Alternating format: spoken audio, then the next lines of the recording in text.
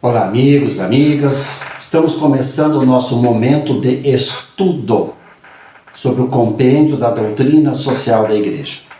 Nós temos um vídeo introdutório desse nosso momento que você encontra no YouTube da Paróquia Nossa Senhora da Soledade, onde você pode ver um pouco a história do compêndio, um pouco as diversas partes que o compõem. Sugiro a você ver esse vídeo introdutório, caso ainda não o tenha feito. Nós estamos vendo o número 25 desse compêndio e estamos falando sobre os princípios da justiça e da solidariedade que encontramos em duas instituições do Antigo Testamento, o ano sabático e o ano jubilar, bem como os diversos direitos sociais expressos no livro do Pentateuco, sobretudo o direito do pobre. E essas instituições do Antigo Testamento, o ano sabático, o ano jubilar, aos direitos sociais, sobretudo o direito do pobre, diz aqui o compêndio, no número 25, que eles são uma referência normativa para o povo de Israel, uma referência normativa à qual a comunidade de Israel deve se conformar se quiser ser fiel a Deus. Portanto, a fidelidade a Deus, aqui, pelo que estamos vendo no compêndio, estudando o Pentateuco, os direitos sociais do Pentateuco, a ação libertadora de Deus na vida do povo de Israel, a fidelidade a Deus não é somente algo espiritual, diríamos entre aspas, que se expressa nos sacrifícios do templo, ou então algo legal, entre aspas, que se mostra na observância das leis.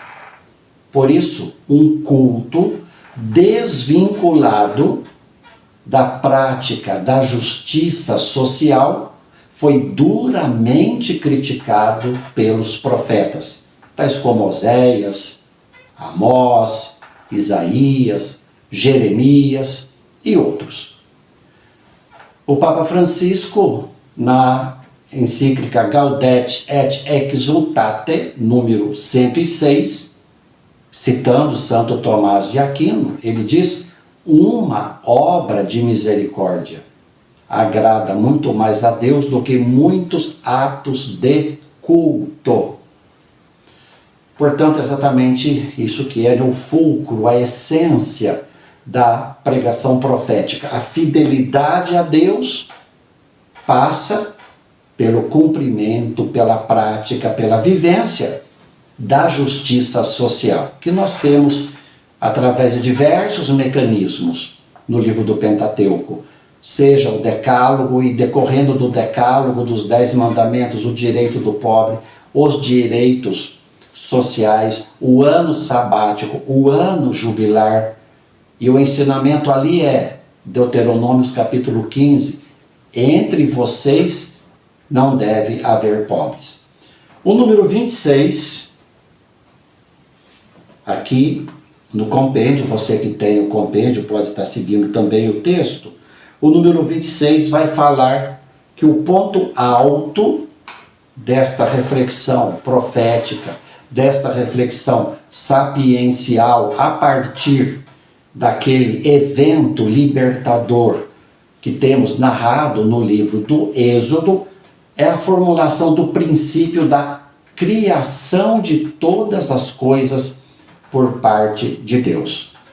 Encontramos isso no Pentateuco, lá no livro do Gênesis, capítulos 1 e 2, a formulação do princípio da criação, dentro desse agir gratuito de Deus, que dá a vida, dá o ser a todas as criaturas. Deus dá a vida, Deus dá o ser a todas as criaturas. Essa foi uma experiência muito importante para o povo de Israel e que temos consignado nos primeiros capítulos do Gênesis.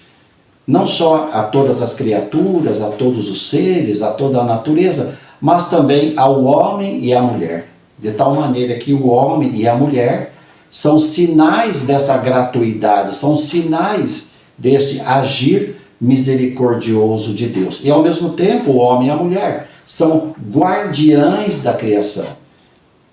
Eles são colocados para cuidar da criação, para tomar conta da criação. E daqui então a preocupação ecológica que temos na igreja, claro, a preocupação é de todos, mas a igreja também formula isso através da sua doutrina social, Papa Francisco especialmente, sempre se referindo a essa questão ecológica, ao cuidado com a criação, até mesmo porque a questão ecológica impacta mais na vida dos mais pobres, dos mais vulneráveis. A campanha da fraternidade do ano que vem, em 2025, terá essa temática ecológica, sempre nos lembrando nessa vocação de cuidar da criação de Deus. O tema do ano que vem, da campanha da fraternidade, fraternidade e ecologia integral. E o lema, Deus viu que tudo era muito bom, exatamente o que temos lá no livro do Gênesis, capítulo 1, versículo 31. Celebrando os 800 anos do Cântico das Criaturas de São Francisco de Assis. O número 27 continua aqui no compêndio, você que tem também pode estar seguindo aí. O número 27 vai trazer algo a respeito do pecado, das origens, que encontramos também lá no livro do Gênesis. Esse pecado obscureceu o amor do ser humano por Deus. Foi um obstáculo, foi um empecilho para que o ser humano amasse a Deus.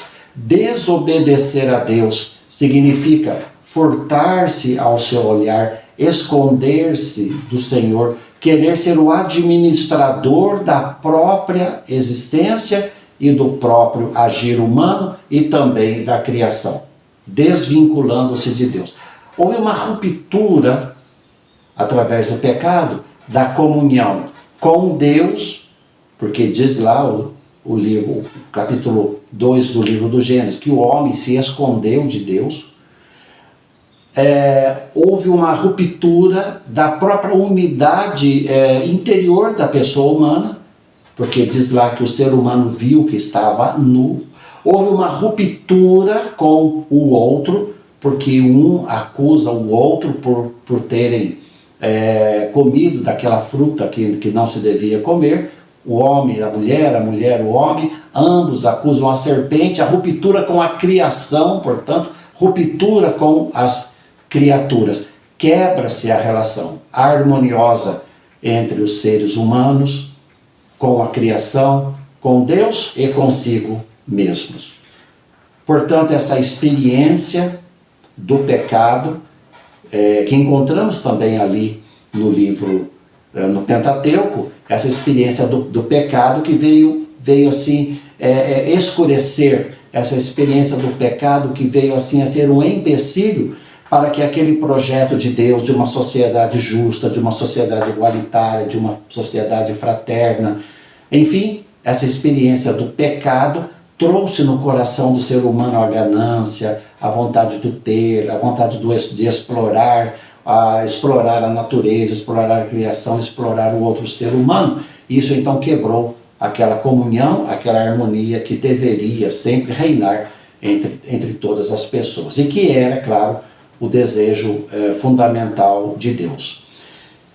Para o nosso próximo encontro, nós vamos fazer um resumo, um fechamento desse ponto número 1, desse capítulo 1 que nós estamos vendo, no qual nós estamos falando sobre o agir libertador de Deus na história de Israel, para que assim então nós possamos dar um passo em frente e já entrar em Jesus Cristo, na prática de Jesus, na prática da igreja, e ver então os fundamentos também eclesiológicos da doutrina social. Nós estamos vendo, por enquanto, os fundamentos bíblicos, Vimos aqui um pouco do Pentateuco, daquilo que nos é oferecido no compêndio. Vamos entrar agora em Jesus Cristo, nos evangelhos, e depois vamos ver um pouco os fundamentos eclesiológicos ao olhar então a prática e o ensinamento da igreja. Conheça e pratique a doutrina social da igreja.